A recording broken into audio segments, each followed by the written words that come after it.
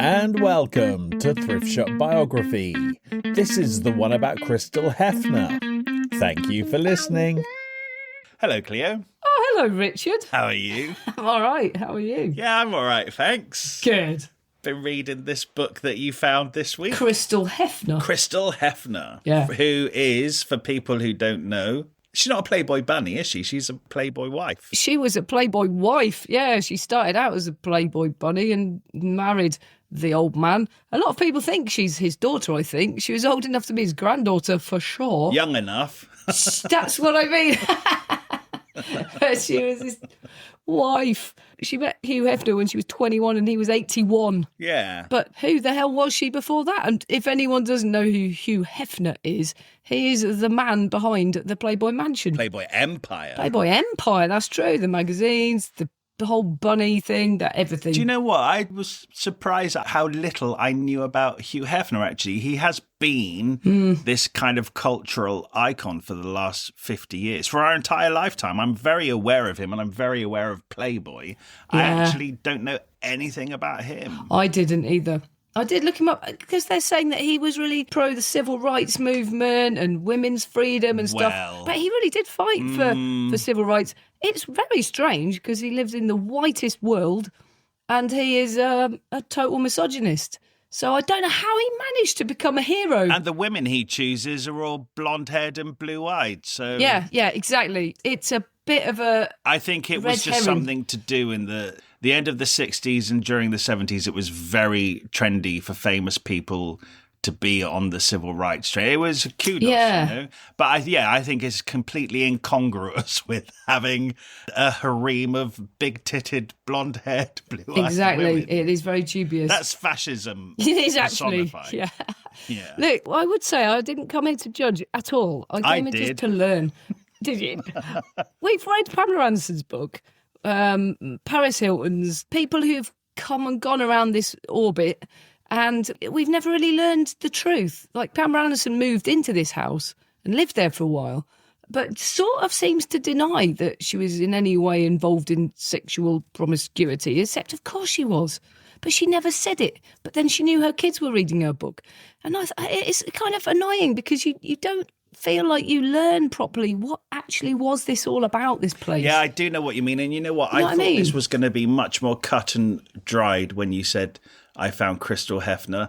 And you know my modus operandi. I'm very much, if we're talking about a man versus woman situation. Yeah, you're going to tear that man down. I would tear that man down. I'm very pro the woman. Yeah. This book, weirdly, you would think it was the easiest one for me to pull apart. I was very conflicted reading it. Yes. I think she makes some very odd choices. Yes. Her complete free will as a grown woman. Yes.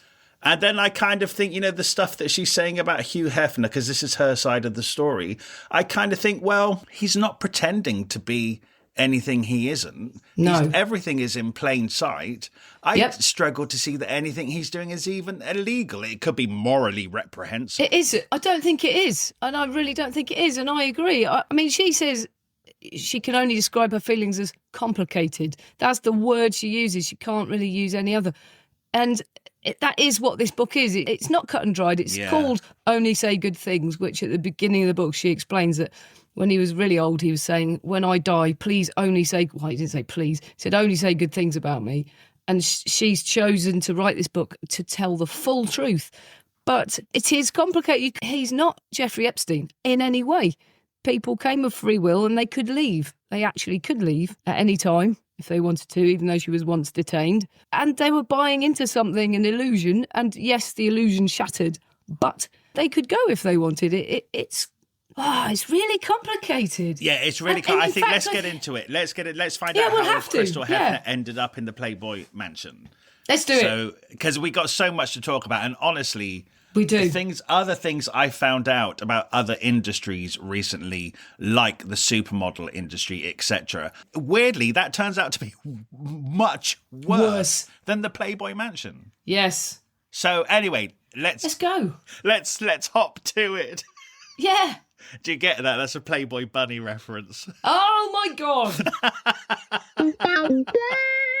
Crystal Hefner. Once Crystal Harris. Crystal Harris. Born in Arizona in 1986. Yeah. Yeah, her parents. They moved around quite a lot. Her mum and dad were... Well, her mum already had 2 children, right? The first one when she was 16 and then another one. When she was 18. No, that was previously. And then she met Crystal's dad when she was 20. So she had these 2 kids in tow. Yeah, already divorced, and that marriage had turned abusive. But she said she still had a really happy and positive disposition. And they just fell in love. But her dad, Ray, was a singer. Yeah. And he sounds really very good. Great voice. Really very good, yeah. Yeah, guitar. Because she said he supported Sammy Davis Jr. and Johnny Cash in Australia. Yeah. That must have been before he met her mum, because there's no time in this book where they went to Australia. Yeah, so he's good. So he really was good. You know, we just read books about successful musicians, but it's not lost on me that for every successful musician, there's thousands of equally talented, brilliant musicians who are jobbing musicians who also have to have jobs and families and stuff. So her dad is one of them. I totally agree. Same with actors. Yeah. The amount of lucky breaks people get, and you go, whoa, if that hadn't happened to you, we wouldn't even be reading your book. It's like Back to the Future, that you'd be fading off the photo, you know? Yeah, for sure. It's a close call, isn't it, in this life? Yeah. Anyway. So he's a good old country singer. Yeah, guitar, smoky clubs.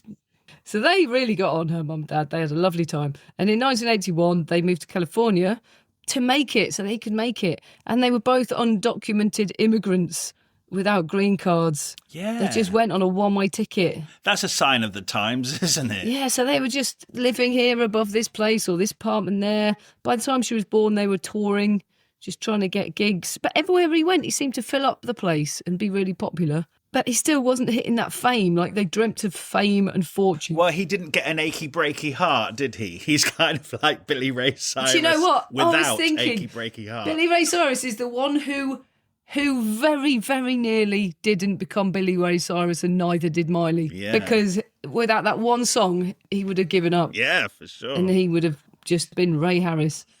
And his daughter, Miley, would have joined the Playboy Mansion. Oh, my God. That's Through the Looking Glass. Yeah, for sure. Yeah, oh, my God. So after a while, the gran died back in England. Oh, yeah, but hang on a minute. So they were actually British, her mum and dad. Did we mention that? No. They're actually British. They were from England, I believe. Yeah, they were in England in the 70s, yeah. And then so an opportunity came for them to run a pub in West Bromwich, near Birmingham, but everyone talks like that, like.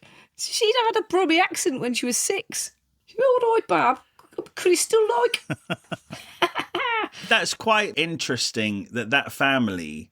So it's mum and dad, the musician, 3 kids, right? Because Crystal's born now. Yes. And they're in California and gigging around America, etc. So it kind of shows you how difficult that life was, because then Granny dies and the pub needs new landlords. And so they make the decision to go back. So life in America, you know, it must have been hard, I think, for them to uproot. Definitely. From California to go to West Bromwich. West Bromwich, like. But there you go. He had a ready-made audience who could play in his own pub, and he was really popular. Yeah, right. Do you know what? Those other 2 kids evaporate. They never get mentioned again. Yeah. It's weird. I mean, maybe the dad took them. There must be some bad blood. I wondered if they really disapproved of Crystal going to the Playboy Mansion. And so, you know, 10 years later when she's writing this book, she thinks, well, fuck it, I'm not mentioning them in this Maybe, but then it very much... Do you know, she doesn't even name them, does she? No, she doesn't even name them. But the next thing that does happen when she's 12, his dad's getting a lot of headaches and it's a brain tumour, and he, you know, very quickly just dies. I mean, he can't have been very old. But then it does say there was just me and my mum. Then. Yeah, because the other kids, they were about 10 years older than Crystal. So by the time Dad died, they're older teenagers. Still quite young. They can go off and do their own thing at that point. Whereas it's just her and her mum. No, she does mention her sister, because as her dad gets very poorly, her mum ships her off to live with her older sister, who now lives in Oklahoma. Yes. Also, what we haven't said is that when Crystal was about 6, they leave England and they go back to America, live their lives for a few years. Dad starts getting ill, very poorly, actually. And at that moment, Crystal is sent off to live with her sister in Oklahoma, who is a military wife. Oh, yeah, that's true. I think this is very interesting in the story of Crystal Hefner. She sees this feisty sister who she says always used to argue with her mother and stuff, being this unruly teenager. Now she lives in a house, living like an adult, buying groceries and folding laundry. Yeah. And she said it was crazy to see my feisty, lively older sister live this life of like domesticity. Yeah. I think that's quite important in this story. I think she knows that she's seeing that as a young girl, Crystal, and she's like, oh, I don't want this. Because actually, for this girl with this upbringing in this class, it's actually quite likely that that is her destiny. That's true, actually. Because that was her older sister's destiny. Yeah. So I think a little seed is planted then. She's kind of thinking, sure, I don't want this life. Yeah. Anyway, she doesn't get it. So. She doesn't get it, no. But anyway, that was before her dad actually died, when she was a normal kid. As soon as her dad actually died, and she was there and she had to tell him it was okay to go, they made her say it's okay for you to go. And she was like, it's not okay. It's not okay. Yeah. And then she became a kid who's completely different. She's totally bereft. She craves love. Her mum basically leaves her at the same time because her mum's so full of grief. She just wants her mum back. Well, after their dad dies, they can't afford to live in the house anymore. This is so bleak. What they have to do, they have to rent a room in somebody else's house with like a shared bathroom with the family and stuff. So now Crystal, teenage Crystal, and her mum are sharing a double bed in somebody else's house. They have one room to themselves. And she says she's lying next to her mum every night, but her mum is a million miles away. She's crying all the time. This is so bleak. My heart went out to both of them, of course, because this woman's just lost her husband. But for a teenage girl to be in that close proximity to her mum's grief, it's really distressing. Yes. But then, she says one day when Crystal is kind of thinking, I literally can't do this anymore, her mum just got up, did her makeup and hair and threw herself into dating. And I think this is another interesting bit of Crystal's story, like the creation of the Playboy wife, is that she doesn't say one day my mum got up, did her makeup and hair and went to look for a job. No. She got up, did her makeup and hair and threw herself into dating. Yeah, exactly. She was finding a man. I totally agree. I thought that. And that is how it would have come across totally. Because it says she went after young boys for a while and then she went out with older rich blokes and eventually she married one so they could move into his house. So part of that is looking for stability through a man, obviously, so you can move into their house. But I think part of it was getting that green card. Because once that green card came through, they left. She left that man and they moved out. So it could have been that. Because it's, it's one really damn good way of getting one, that's for sure. You're not necessarily likely to get one if you get a job as a cleaner or a barwoman. Right.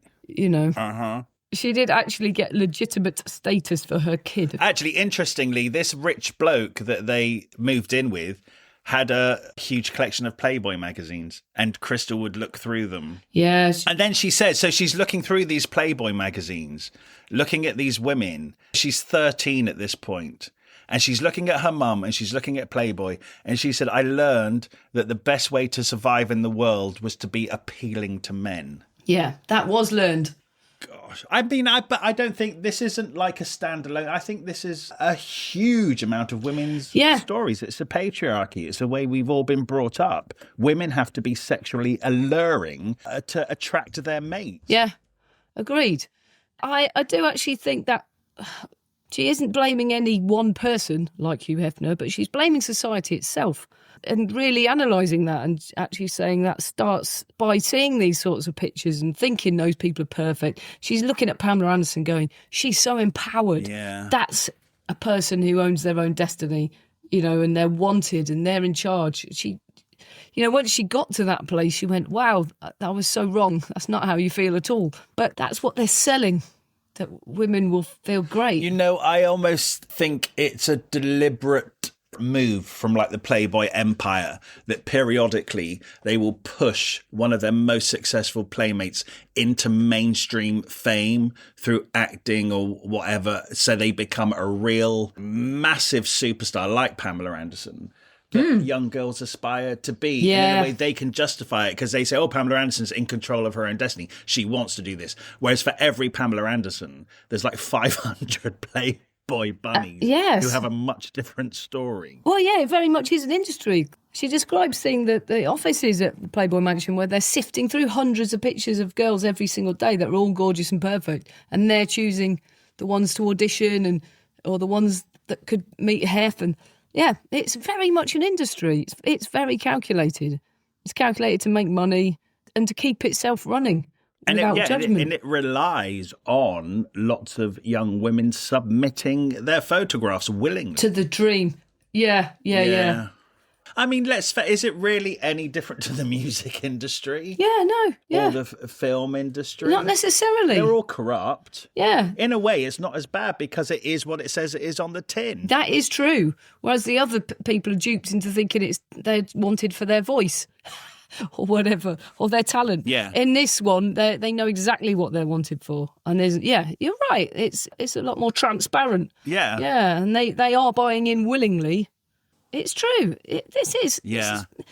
This literally could spark. I'm sure that many people have had debates over this, but it is not black and white at all. It's true. I could talk about this all week long. Yeah, absolutely. But this podcast is essentially about Crystal Hefner. Yes. So we shouldn't get too We should try and stay on track, yes. But we often talk about the world as it is at the time of this person moving through it. So, you almost can't talk about Crystal without talking about the sexual climate, cultural climate she's growing up in. Yeah, you absolutely can't. Pamela Anderson was absolutely huge, a total icon, and she was basically in a swimsuit with massive boobs that were fake. Yeah, right. And she's gorgeous and actually had a job as a lifeguard, so she had a career and she was strong too. Saved people. Was she a real lifeguard?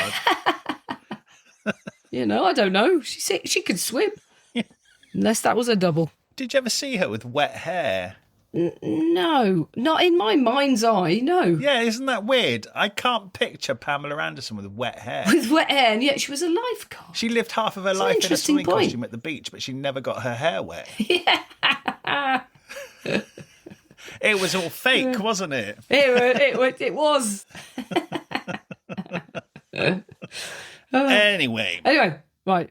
Crystal Hefner, she's Crystal Harris. She's 14 years old. She's a virgin. She goes, I've got to get it over with. She did it herself, DIY, in the shower. Then she slept with her boyfriend, who was horrible, and it was awkward. And then he told everyone she was a slag at school, so she got really bullied at school. That's a cultural thing right there, isn't it? Is that the boy and girl have sex at school, and the girl is a slut, but the boy and is the boy's a hero. Yeah, right there. It's that culture which makes a Playboy mansion possible, and vice versa, really. Yeah, right. Yeah.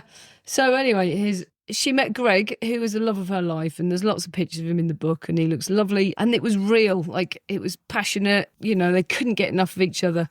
This is the boyfriend who came after everyone was calling her a whore, and he didn't see it like that. They totally got on. They laughed all the time. They were really attracted to each other. But his parents thought she was a bad influence and tried to prevent them seeing each other. Well, because she's a slut. Well, yeah, I mean, that's really bad, She's isn't it? known as a slut, right? And that's going to get back to his parents. They don't want their golden boy going out with a slut. That's basically, that's a talk around town, isn't it? And that boy she slept with was the first one ever, the only one before Greg. So it wasn't true. Yeah. And she didn't do drink or drugs. And so, of course, it chipped away at her self-worth, which was already low. She'd lost her dad. She'd lost her mum too, effectively. Oh, it's horrible. Even when they moved in with that rich bloke, he had a daughter and she had to sleep in her room. So it wasn't even her life still, So she's always a classic case of feeling like an outsider. Yeah. Feeling like you don't belong anywhere. That's the sort of person who's going to end up at a Playboy mansion because at least they're wanted for something. They've got a worth something and they've got a home and a room. Take in the poor people and the broken people. That isn't necessarily a bad thing because they need to go somewhere. Yeah, but there are other options. Anyway, we'll get into that. There definitely are, yeah, but I know. Anyway, so out of this amazing, beautiful relationship, she accidentally got pregnant and she had an abortion because she was very young. So it totally tore them apart, all the guilt, and they didn't know how to process it at the time. And so he joined the army and went to Afghanistan. And that sent her right off the rails. At this point, she's 17 and she meets this bloke called Owen, who's 25, who's a cocaine dealer. He's got his own house. And his job is also, he's in porn, basically. He hosts porn sites. It comes up a bit later when she describes that was his idea. He was a sex addict and his fantasy was for it to be like porn. So there was not the passion, there was not the love. She became a sort of item thing. She became a thing, to be used in that way. And that was probably the opposite of what she had with Greg. And that's probably what she thought she wanted. Then she got into drinking and drugs. Yeah, and he got her modelling as well. Modelling, yeah. He got her a fake ID so she could start modelling. So she is younger at this point. And she started modelling at like really tacky websites and stuff where they get her dressing up as a schoolgirl. It's really is like lowest denominator. Yeah, it really is. This guy is a drug addict. He has massive parties. He deals coke. He's into porn. Yeah, it's not a very good environment for like a 16-year-old girl. No, it's a total rebellion where you think you're worth nothing and then you live like you are worth nothing and you probably think it's giving you worth, but it's not. But you don't understand that when you're very young. No, and also she is kind of cast out on her own as well, because where is her mum at this point? She goes off. We don't hear too much about her mum, but she's gone off with another bloke and stuff. So Crystal's kind of semi-abandoned. Well, she feels abandoned at this point, so of course she's going to... Yeah, and he had his own house and she's 17, so she can actually move in with him and feel like she has somewhere and a family, but it's all an illusion. It sounds like there's a lot of orgies, sex parties, drugs. She gets breast implants as well. She does get breast implants. So again, this is a Playboy culture. Why on earth is a 17-year-old girl who is absolutely beautiful? I mean, this is me falling into the trap of looking at her through the lens of Western society, idealized figure of a young woman. But she is a beautiful young woman, right? Why does she feel like she needs breast implants at the age of 17? Oh, because of the Playboy culture. Yeah. Oh, God. But the jobs she was getting, they're so dodgy. She got breast implants. Suddenly she gets all these jobs and it's like those big-boobed women that hand out samples and stuff at gigs. I mean, it's only stuff like that. It's not... She's getting a lot of jobs like that. It's nothing amazing. I think that Me Too movement has actually really changed things because she said she was always getting groped. It was like people thought that she was up for grabs as well. I actually think that people are starting to realise that you can't do that. Do you? I actually think it might be happening. I don't know. It could be. I don't know any 17-year-old women now. Do you know what I mean? I bet they get groped when they go out clubbing and stuff. I bet they do. Men just get drunk and horrible. Yeah, maybe. Yeah, they probably do. No, I think they do. I think it might even be going the other way because of all these, what do you call it, the manosphere. I think young men are being taught to disrespect young women more than ever, actually. Oh, no. And I think online porn has a lot to do with it. So we could actually trace this back in a very straight line to the Playboy Mansion. Yeah. It's the same thing, but it's just online now, Yeah, that's possibly true. Oh, life is bleak, isn't it? It's bleak. The world is bleak. It's so bleak. I mean, we just don't learn, even as world, as society or anything. We just don't ever seem to move forward. No, I know we don't. It's an illusion to think that we ever evolve. Isn't it? Because we're thick. We're just totally dumb. Yeah, as a race. Anyway. So, yeah. So on a positive note, Greg got blown up in Afghanistan. No, what? You can't say that's a positive note. What do you mean? I was just throwing that in there to be more bleak. No, on another bleak note, Greg got blown up in Afghanistan. Oh my God! And they'd stayed in touch. He was the absolute love of his life. Owen never replaced him, not in any way.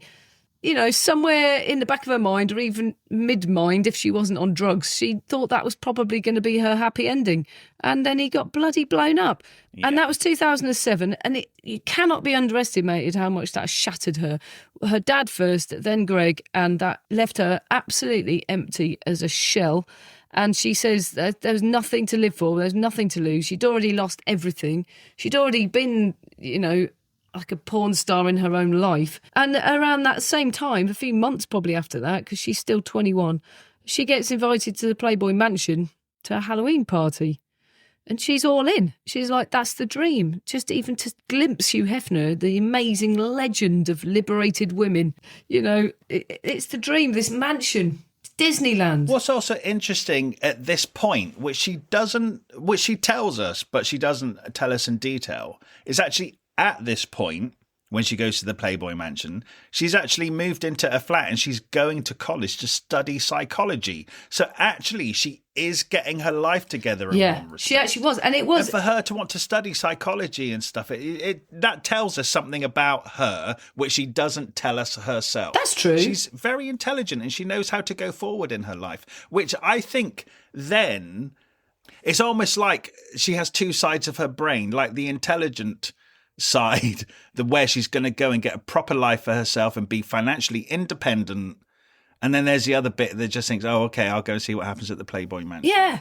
It's when Greg died that she went immediately, she put the phone down and went, I'm leaving this bloke Owen. She left him immediately. She packed up that day, moved out, found her own apartment, started college, got her life on track. It was just a wake-up call she needed, that she was on the wrong path. But she was still grieving and still empty and still went to the Playboy Mansion because it was a massive adventure, you know. And then they're all in tiny, skimpy outfits. There's pictures in the book of that exact night.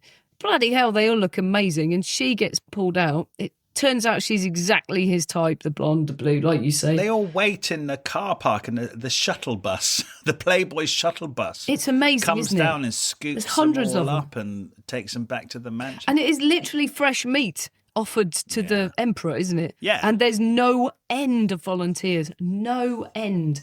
This Every is the thing. week, hundreds of willing victims. This is the thing that I find quite confronting in this whole thing. When we talk about like the sex industry and stuff, we talk about sex trafficking, which absolutely is endemic and is a real terrible thing. But at the same time, it's kind of like this story, the Playboy Mansion, because everything's operating in plain sight. Yeah. It really does seem that there's an endless supply of young women who willingly get on that shuttle bus to go and be presented to the 82-year-old porn baron. Yeah.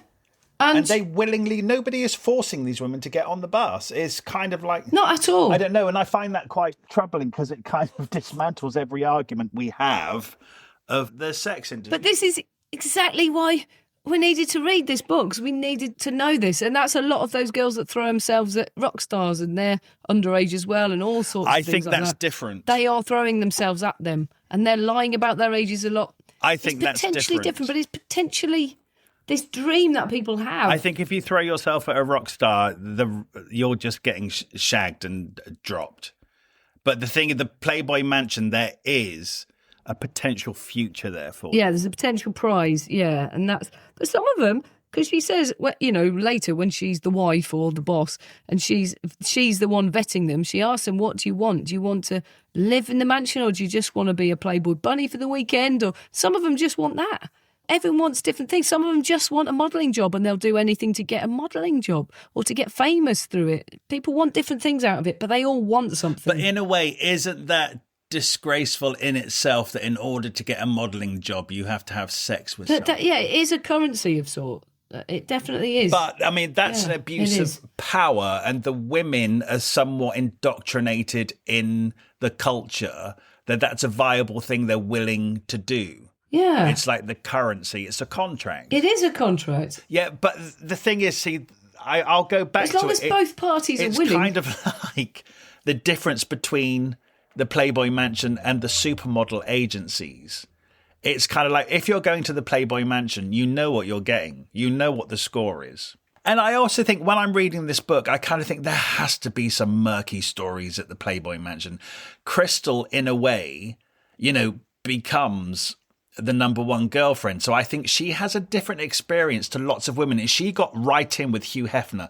Let's not forget that Hugh Hefner is one man at the Playboy Mansion. There are lots of other men. There are lots of celebrities there hanging out who just want to bang sexy young women. And I imagine a lot of those women who end up with those men have much different stories. That's what I thought about this whole thing. She never talks about that. She says, every week there are all these famous people, there's David Hasselhoff and Jack Nicholson. We all know those people who go to Playboy. They famously go there. But she never says what happens. What is the deal? If you're not selected in the inner circle of Hugh Hefner, are you handed out to the celebrities? Are you? Yes. Is there a B team, a C team? But she doesn't say. You're cannon fodder. Yeah, yeah. You are. You're there for the guests, of course. You're there for the guests. But then as well, I mean, oh my God. Do you know what? I really struggle to understand the Playboy Mansion. And Crystal Hefner, her story kind of makes me think, okay, it is transactional, but she went in with her eyes open. But then let's not forget that the book is called Only Say Good Things. Yeah, I know. Hugh Hefner, when he was dying, said to only say good things about me. And also, she is part of the legacy. She is Mrs. Hefner. Yeah. She also doesn't want to damage her own history by saying, oh, yeah, I was there for 10 years and actually I saw women getting raped every day. That's true. You know what I mean? She's not going to say that. No. There's a picture of her in her book with some bloke who's like a doctor or something, or he's pretending to be, and he's got a stethoscope, and she says something like, here's so-and-so putting his grubby hands where they weren't wanted, or something. That one picture is the only thing that says that she might have been handed out to other blokes. It's hard to know. Anyway, we haven't told the story yet. So they're all gathered around this pool, but they're all behind ropes, velvet ropes, and Hugh Hefner arrives and he's got this entourage. It's like a harem, basically, and there's like tents around the swimming pool. And he's like, wow, everyone's amazed to see him. And then he basically points the security guard towards her and she gets pulled out of the crowd and gets to join the harem. There's these two twins. They seem all lovely and they feel up her boobs and she laughs along. And she ends up going into the house and they go upstairs and she goes, I'd like to say I hesitated, but I didn't at all. I willingly went in there. And then I suppose we ought to just describe the ritual that happens in the bedroom every night, because it's a bit of an eye-opener. Because this man's supposed to be the greatest lover in the world. But he's an old man at this point. He's an old man, but it doesn't sound like he's ever been any different. Like she says, he wouldn't know how to please a woman. He's not even interested in pleasing a woman.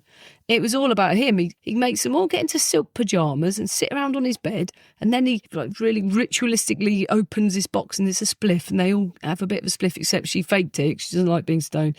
And then he takes off his pyjamas and just puts baby oil on himself and indicates that everyone has to sit on him and they all have to take it in turns. And meanwhile, he doesn't even look at them. He's looking in the mirror at various angles at them. And it's almost like he's just admiring himself and his harem.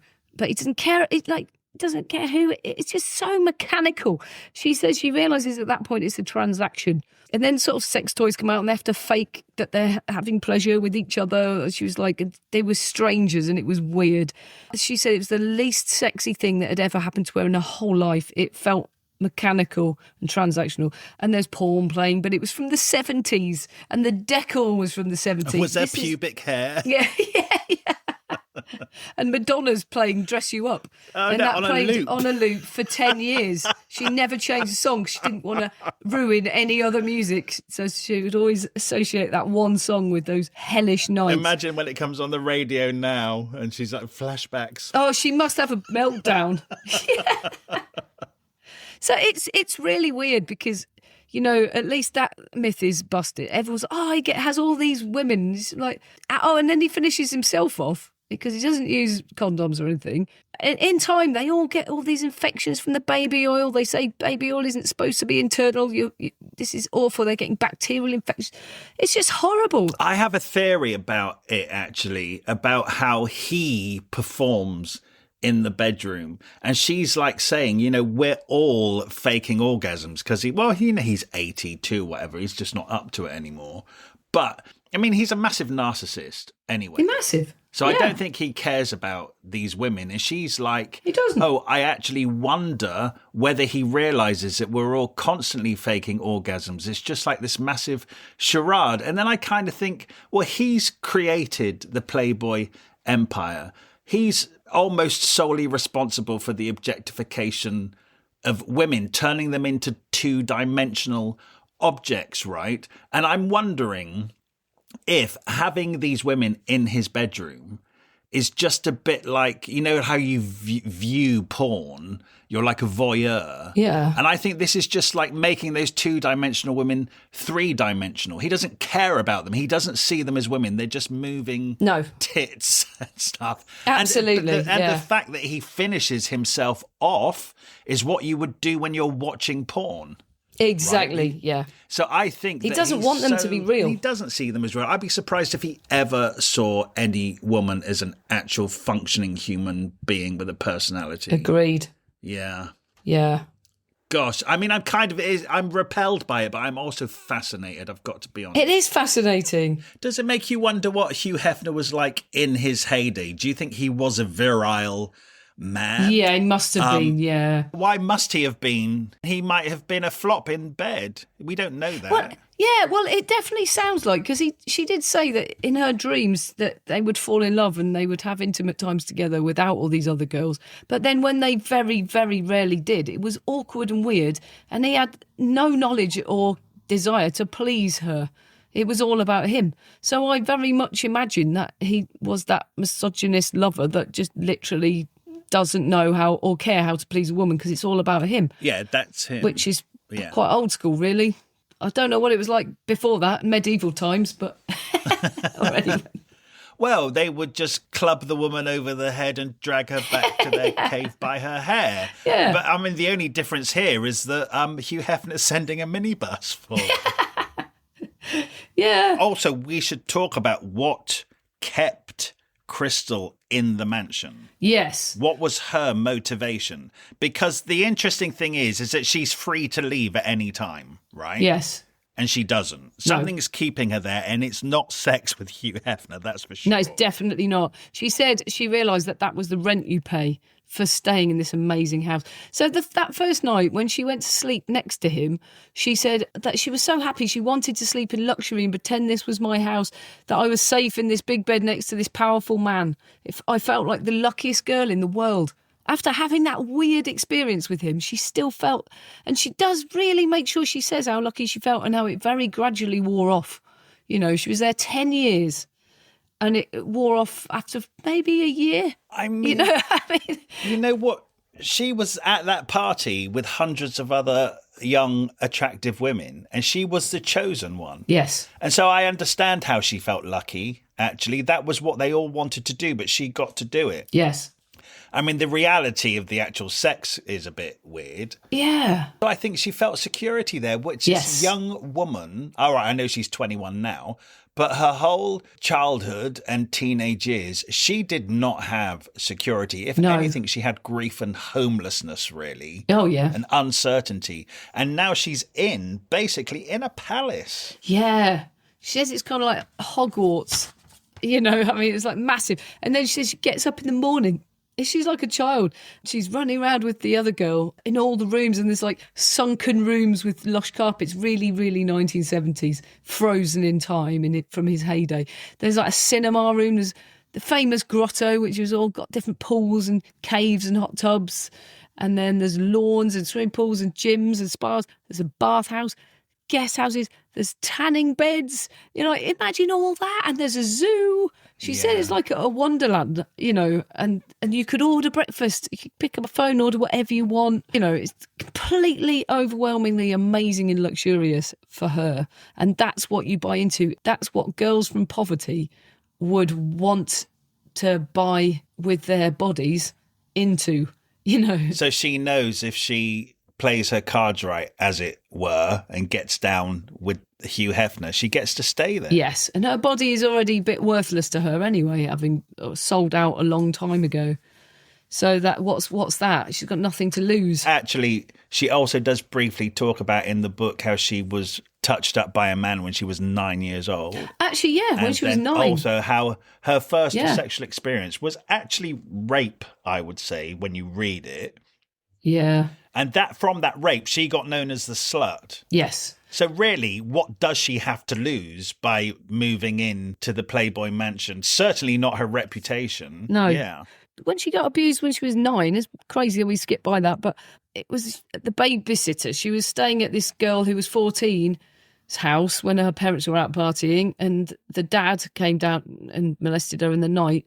And not long after that, the police came round to quiz her to say, did anything happen to you? Because they'd found out this 14-year-old girl was getting abused by her dad, and she totally denied it and pushed all of that feeling down. And that's the worst thing you can ever do, isn't it? Because it festers and it builds into a terrible self-worth. That is the core of it. You're right. We did need to mention that. Gosh, that's the first seed that's sown there. Yeah. So actually, all roads are pointing to the Playboy Mansion at this point, aren't they? Yeah. And you know what? It's just, this is such a murky grey area that's so hard for me to argue against, because you kind of like think, okay, the young women are willingly going there. They're literally sending their photos in to be chosen. Yeah, to potentially be picked up by the minibus, right? And there's hundreds of them. There's hundreds of them. And you kind of think, well, this is all above board. There's nothing illegal here. But then at the same time, you have to say morally, it completely preys on the psychology and the self-image of these young women who have probably had terrible things happening to them. It's taking advantage of abused people, even though they're willingly taking themselves there. Yes. But, you know, on paper, it all looks above board. Because it is above, there's, like I said, there's nothing from this whole story, from Crystal Hefner's perspective, there, as far as the Playboy Mansion goes, there's nothing illegal happening. And really, nobody's really being abused in a sexual way. No, they're not. I mean, I thought more interesting things might happen in that bedroom, apart from they all just have to hop on and hop off. You know what I mean? Do you think that's why they got called really, bunnies? Really dull.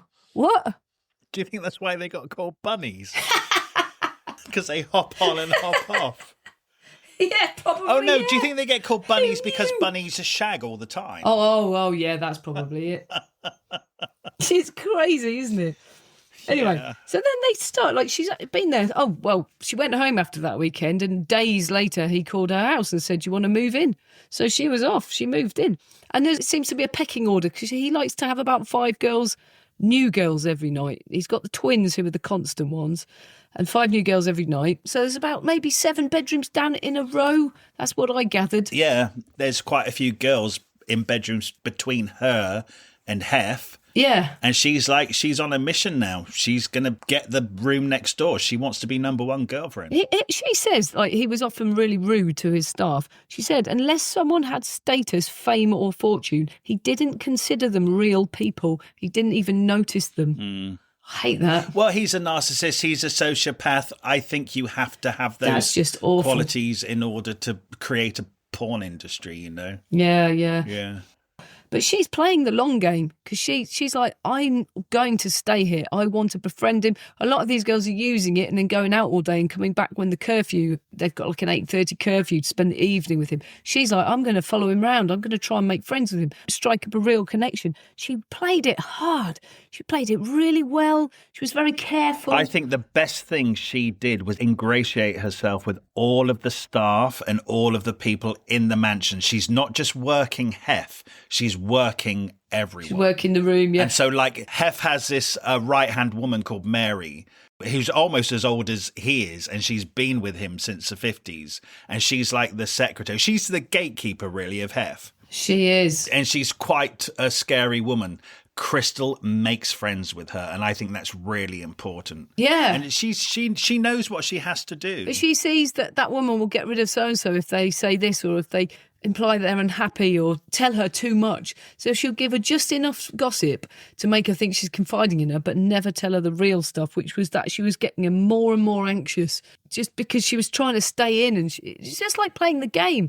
You know, as more and more people get knocked out, you get more and more anxious. Like, am I going to make it? Am I going to get knocked out? Oh, it's not just getting to be the queen. It's staying the queen, isn't it? That's it. That is it. Yeah, because she gets bumped up to number one girlfriend. But especially when, like you say, the fresh meat is constantly coming in on the minibus 3 times a week. Yeah, and they want to out So you. Actually, taking all of that into consideration, Crystal Hefner's been very, very successful. Yeah, she really has. And she didn't just get there, she stayed there. She did. and she became a Hefner. Yeah. There aren't many of them. Yeah, at what cost is another matter, but she did do what she set out to do, for sure. Played the game very, very well. And she's very honest, because it's almost like be careful what you wish for. Yeah.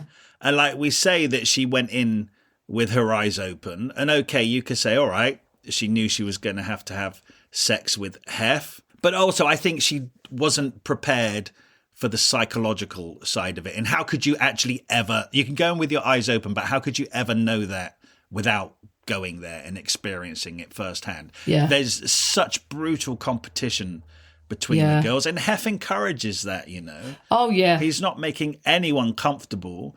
And also things like, they move in to the mansion and he basically gives them pocket money, this allowance that they have to go and ask him for every time. Yeah. And hold their hand out for it. So there's real control here as well. They're not allowed to be financially independent. They're not allowed to have their own jobs. No, and then they're not even allowed to spend it on anything. They've got to spend it on boob jobs and makeup, and they've got to report what they spend it on. So you can't even save or do anything private. But then they also don't have to pay rent, and they've got room service at the end of a phone and stuff. Well, yeah. She said that she had self-esteem right up until when she had to queue for that money, and then she felt like a hooker. That, and when they all had to queue up to wash the baby oil off them at the end of the night. Yeah, right. And they all were there together. I mean, it's definitely a form of prostitution, isn't it? Oh, it's definitely. Yeah.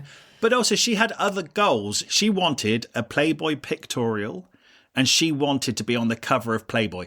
And I would make an informed suggestion that every single young woman queuing up for that minibus actually wants that. Yes. That's why they're all there. They want the fame and the glamour of being a Playboy centerfold. And Crystal gets it. Yeah. But she doesn't get it straight away. I mean, she's been there a couple of years, right? Yeah. She only gets the front cover when she's marries him, but then runs away.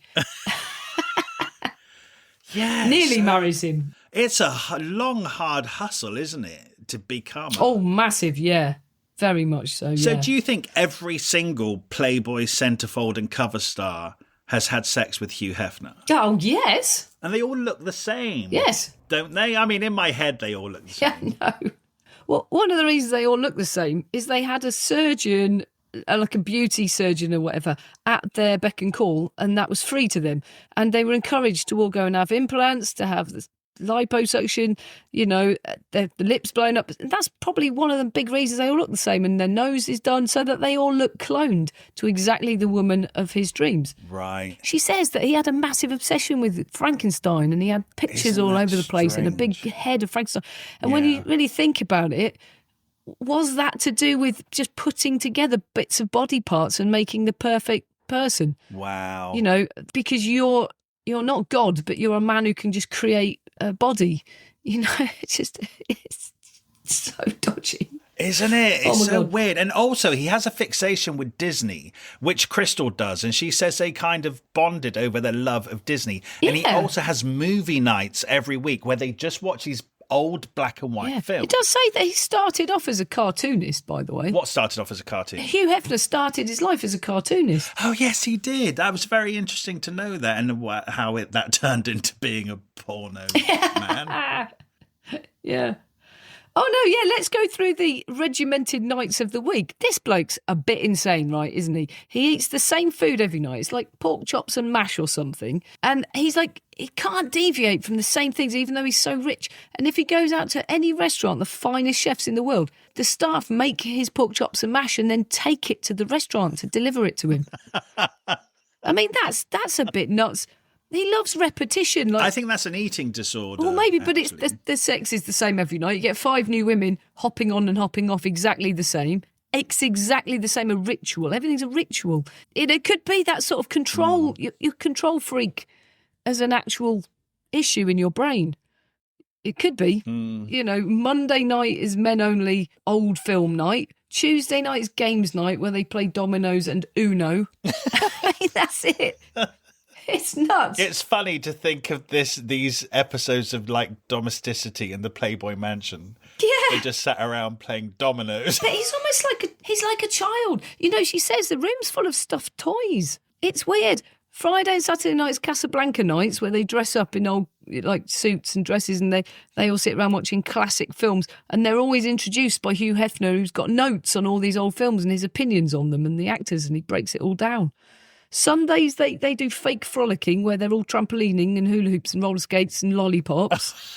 And they're all in bikinis. It's just absolutely ridiculous. And they're all faking their fun because they hate each other and they want to knock each other off out of the picture. Oh, my God. It's just completely insane. It's not as cool as you think it is. No, it's just weird. It's weird. She actually says at one point, unlike the animals in the zoo, I walked into my cage willingly. And she says this is a quote I've got here, an invisible trap framed by the language of choice. Yeah, I mean, I'm sure she struggles with it because I struggle to understand why you can literally leave at any time. I think she says something, and it reminded me of Hotel California. I think she says you can check in, but you can never leave. Yeah, and I'm that like, is does true. she know? Does she know that's a line from Hotel California?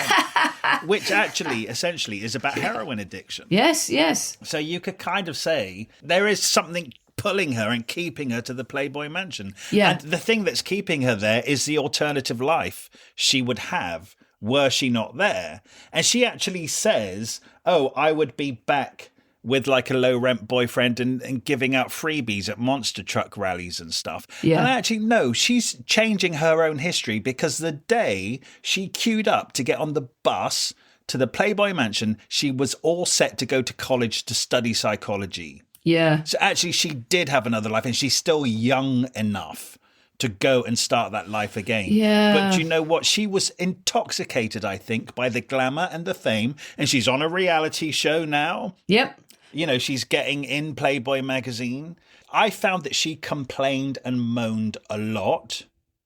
But actually, it was all due to decisions that she had made. No, I feel like she gives a really balanced view because she actually says the reasons that she says things like the second that he chose her, she felt important and she felt like his power rubbed off on her. And whenever she went somewhere with him, she was looked at with respect because she was standing next to Hugh Hefner. And she always made sure she was the one next to him. She was the one kissing him. And she felt that importance rubbed off on her. So she does explain the draw. She also explains the anxiety, but as well as the draw. And she got to travel a bit in total luxury, although often he wanted to stay in and she had to stay with him as number one. I do think she is conflicted, though. And there's little things. There's like, you know, he does an interview where he says, well, you know, at my age, I'll get my kicks when I can, and does some sort of little knowing look to the man who's interviewing, and he does a knowing look back, and she catches it and she just feels worthless again. And you're like, oh, you know, it is belittling. He is belittling them. It's subtle. Yeah, and, you know, there's times in this book where she complains and I'm thinking, oh, it's almost like she has become the number one girlfriend and she thinks she's going to change history. She thinks she's going to change culture, that it's just going to be about her now. And everything else will fall away. It was quite naive for her to get to the position she's in and then start complaining about it. Yeah. It's kind of like, well, this is what you willingly went into. Why did you think anything was going to change when you got there? I know. Right, so what happens is Hugh says to her, does this ring fit, basically? Just gives her a ring, says, does it fit? He never said, will you marry me? There's no proposal. And it does fit. And then the next thing she knows, there's this Marriage to Hef special of their reality TV show.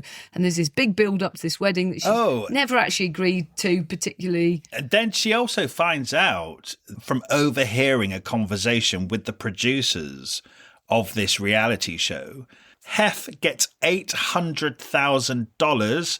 Crystal gets a token payment of $2,500. Yeah, exactly. I mean,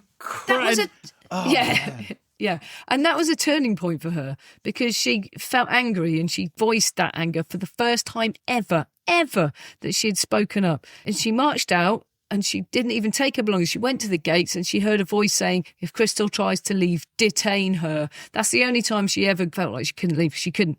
She went back. And from that moment on, she began squirreling away money. Yeah. She started investing in things. She started doing paid promos on social media, paid appearances in her daytime when she was allowed to leave. She got DJ lessons like Paris Hilton. She decided to learn to sing. She got singing lessons from this bloke, Jordan, who was Dr. Phil's son. Dr. Phil, yeah, the bloke on telly in America. Son of Satan. Yes, son of a bitch. No, they're just horrible. They're not good. Yeah. She got a bit of free counselling off Dr. Phil, and they really made her feel empowered. Eventually, she ran away from her big wedding and moved in with this bloke, Jordan. Right when the Playboy magazine came out with her on the cover, and they had to put a sticker across all the editions saying Runaway Bride issue. And it was all in the news, and she didn't say a bad thing about him. She said it was mutual and all that. So she actually got away, and then she caught Dr. Phil going, my son's bagged a Playboy bunny. And she was like, hang on a minute, you were empowering me to do this. Now you make me feel like a piece of shit again. So they were just using her, and then this bloke went all rock and roll, turned into a twat. And then she hacked his email, found out his mum was trying to make him leave her. So she just left that.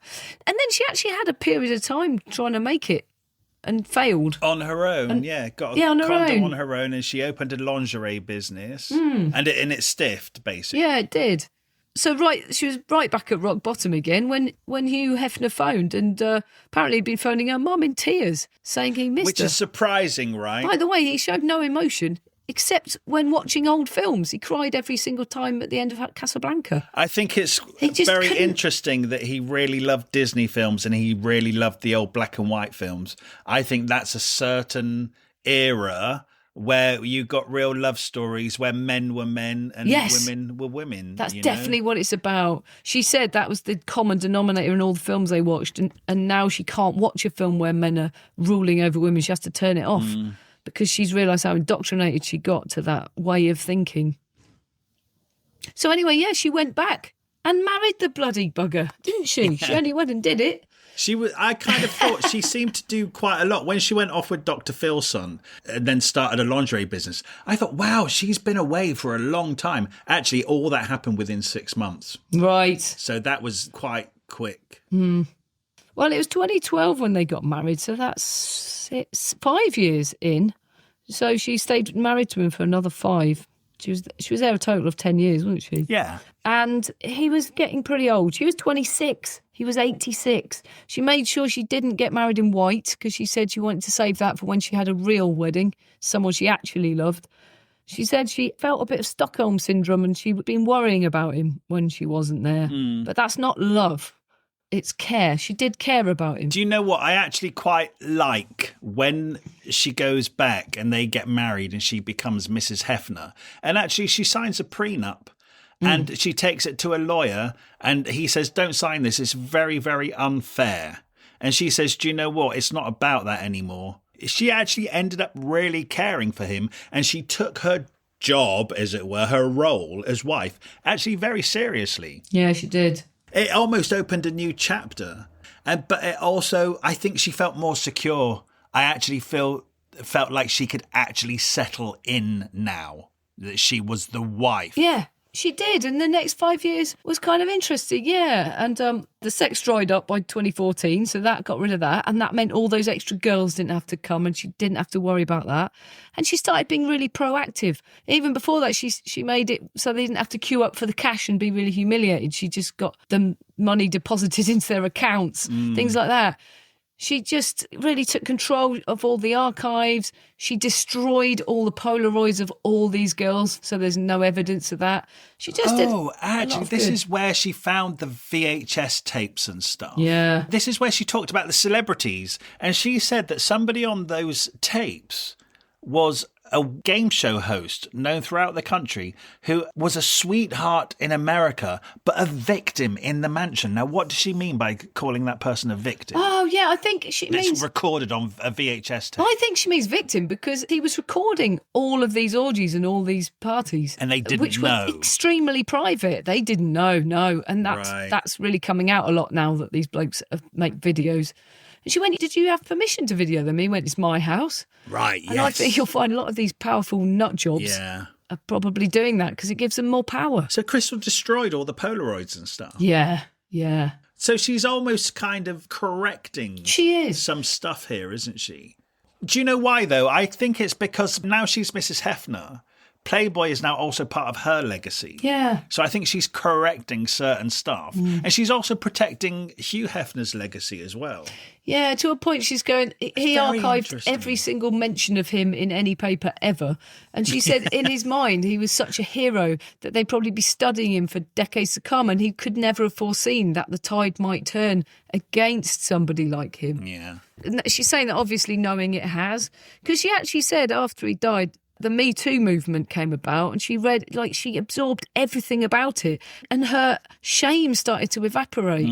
She started to get to the bottom of what it's all about, you know, and she felt validated.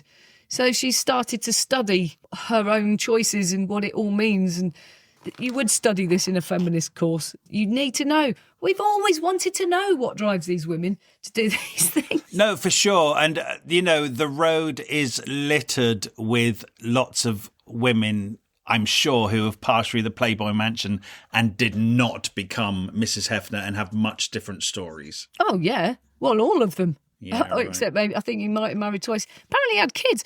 Because anyway, he died when he was 91. She nursed him to the end. She was started to have an affair. She'd actually gone on holiday 2 weeks before he died with this bloke. With a much younger man. It's like, okay, you can wait until Hugh's done. Well, yeah, but she'd become his carer because he was no longer even sexually active. Not that that was much fun anyway, but she had totally just become an old man's carer. He was 91 and she did a really good job of it by all accounts. Not let it look like he was getting old, always propping him up so no one knew. And, you know, she can have a break. She's allowed a break.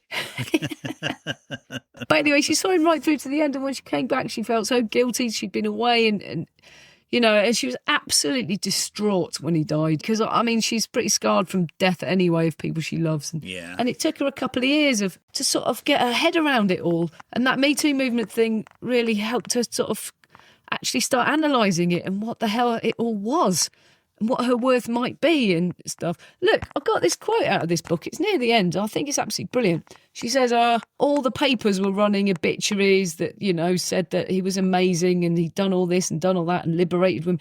And then she said there was a backlash when the president of, it's the Gay and Lesbian Alliance Against Defamation, they wrote, "It's alarming how media is attempting to paint Hugh Hefner as a pioneer or a social justice activist because nothing could be further from reality.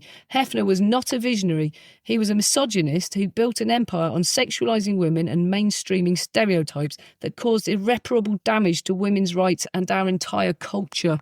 And she said, I kept reading that over and over again and it was sinking in. You know, that actually was probably the truth. She'd never allowed herself to think it. That's where she's at when she's starting to write this book. She's starting to see it from a bigger picture. But also, she would deny that. I mean, she's an intelligent woman, right? And she has an interest in psychology. I think it's a given that she would self-reflect after all of this.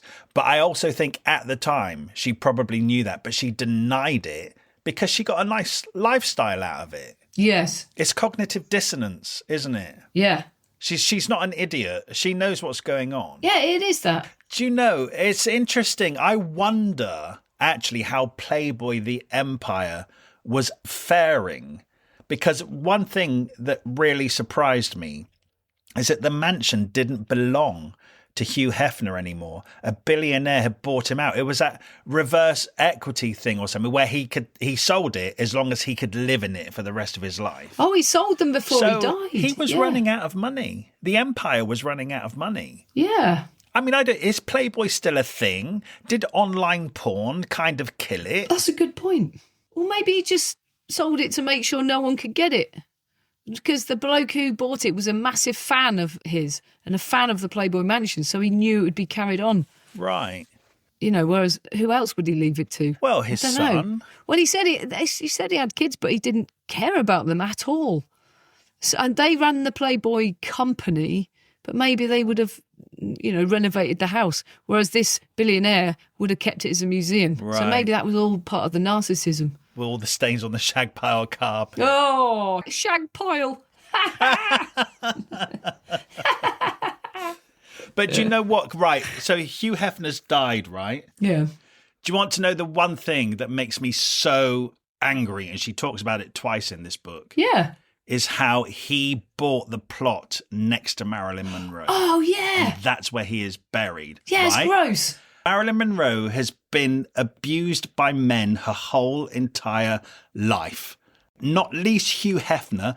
The Playboy Empire, the first magazine, had a Marilyn Monroe picture on from the nude calendar she did. She took those nude photos in 1949. When Playboy launched in 1952, he bought one of the pictures of Marilyn Monroe and put her on the cover. He did not pay her. She got nothing out of it. He totally exploited her. Totally exposed her against her will. He built his empire on Marilyn Monroe. And now, when she's resting in peace, that terrible fucking Hugh Hefner is now lying next to her forever. It makes me sick. And do you know what? I know there's another billionaire buried on top of her, face down. No way. It's so gross. It's so gross. That woman can't even escape abusive men in death. That is horrible because, they build her up to be like a goddess and treat her like shit. And that's the essence of it, isn't it? Fucking hell. Anyway, what's Crystal Hefner doing now?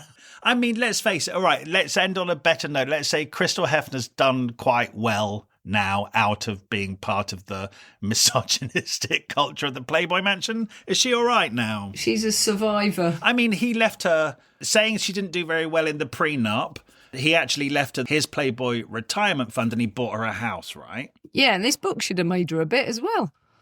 I'm sure she's doing all right. No, also, when she went back as a wife, she said she cannot be in the same position that she was in before. So actually what she did, she studied real estate. She studied the stock market. She started flipping houses, investing in cryptocurrencies and stuff. Yeah, she's fucking switched on this woman. She got it switched on. She started wearing sweaters. She stopped dyeing her hair blonde in the house. Oh, but she got ill from her breast implants, right? Sorry, we've missed out a huge bit. She also got Lyme did. disease. Yeah. Yeah, she got massively ill. Missed out, Lyme disease and bacterial infections from the body repelling the implants, which is apparently quite a common thing, which is horrific sounding. And was absolutely on death's door. She thought she was going to die along with Hugh for a while. Wow. But now she's got everything out. She's got implants out. She's gone natural. She says that. The picture in the book, she's gorgeous. She's got lots of makeup on. She looks totally stunning. And she doesn't look that much different, honestly. But then she always looked lovely. She didn't look like Pam Ranson. She actually always had quite a natural look to her, I thought. Yeah, no, I agree. Yeah, it does seem very, very nice. I wish her all the best. I really do. I wish her all the best, and I'm pleased that she come out of this and managed to, even before the Playboy Mansion, that horrible compound grief at such a young age. Yes. And I like that she came out of all of this young enough to go on and have a successful life in her own right. Yeah. DJing and on the stock market, flipping houses. Good for her. I applaud her with the recognition of the hundreds of other women who passed through the Playboy Mansion and didn't come out of it as well as she did. Agreed. But good for Crystal. I'm pleased that, she's all right. #me too.